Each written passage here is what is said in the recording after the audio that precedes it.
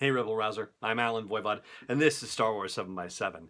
So we're talking relationships in the sequel movies here, and yeah, and there have been a lot of different combinations posited by fans, whether it's Hux and Kylo Ren, whether it's Rey and Kylo Ren, whether it's Rey and Finn, whether it's Rey and Poe, whether it's Poe and Finn. Nobody opining on a C-3PO relationship or anything like that, which is too bad because, 3PO's been around for a while. He deserves some companionship. But be that as it may, the novelization The Last Jedi by Jason Fry and also the audio narration by Mark Thompson, the two together have the opportunity to paint some additional details for us, and they don't, unfortunately.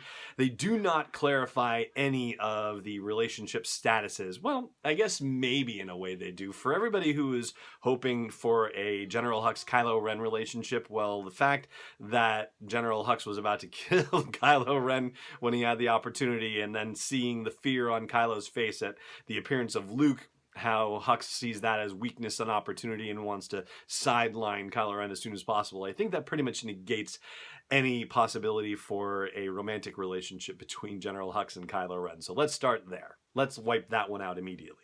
And as far as a Rey and Kylo Ren relationship goes, well, that, they had their argument over who was going to join who, and clearly neither of them was going to join the other.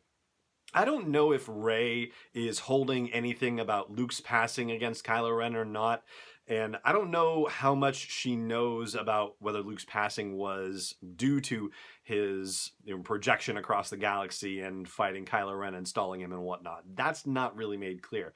What is clear is that when they have that last Force connection, she doesn't have any feeling at all. There's no hatred, but also no compassion as Kylo Ren evaluates the situation, and then she just terminates the connection. So yeah, the old saw about hate not being the opposite of love, it's apathy that's the opposite of love. Well, it seems like that's what we have with Kylo and Rey, so no relationship happening there. So now we're left with our classic love triangle, which is the Poe and Finn and Rey triangle, which of course has a new angle on it with the introduction of Rose.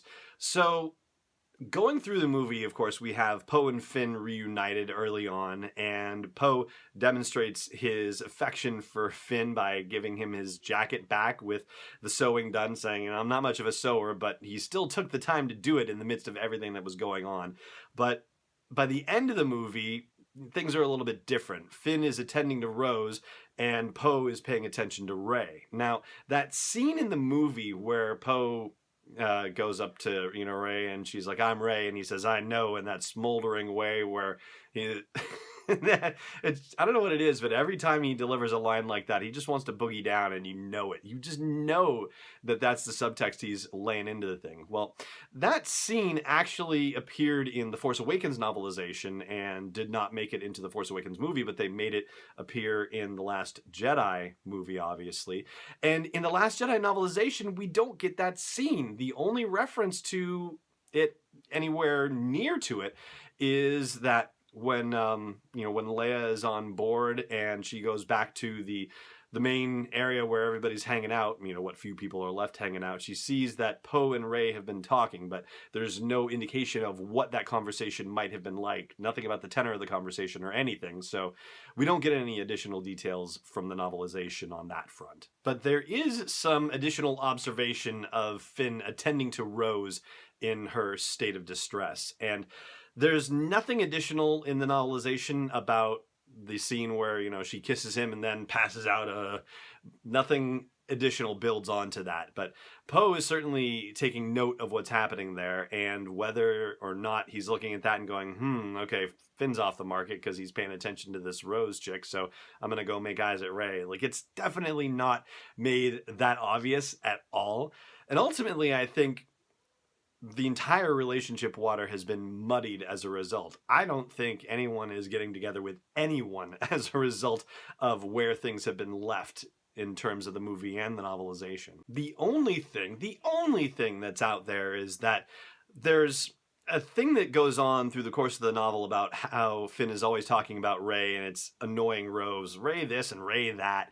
And how do you know she's going to be the same Rey when she comes back? This is the question that Rose poses to Finn because she's off doing the Jedi training. And Rose is like, yeah, is she going to come back all weird and mysterious and, you know, with little rat tail hair for Padawans and whatnot? And she puts that bug in Finn's head, and he's nervous about what it's going to be like when he sees her again. And so they have that moment of reunion when she lifts all the boulders out of the way, and he senses that there is something different about her, but that her basic nature has not changed, and the relationship, the dynamic between them hasn't necessarily changed either. And the novel describes their reunion as falling into each other's arms and her sobbing and laughing as she's reunited with him. I don't know if you can necessarily read anything into that, but it is at least a beautiful detail that gets shared in Jason's rendition of the novel. I mean, and this is a horrible comparison to make, but it put me in mind briefly of the movie Speed with Sandra Bullock and Keanu Reeves, and how their relationship as it developed, spoiler alert, was, you know, based on a, you know, very intense sequence of time that they were involved in together. And you could say that Rey and Finn have a connection because of a very intense sequence of events that they were involved in together. But whether that actually translates into a relationship, well, I don't know. I think the odds are a bit against it. And hey, that's okay. Just because it's a series of Star Wars movies doesn't mean we need a romantic relationship. But you know what?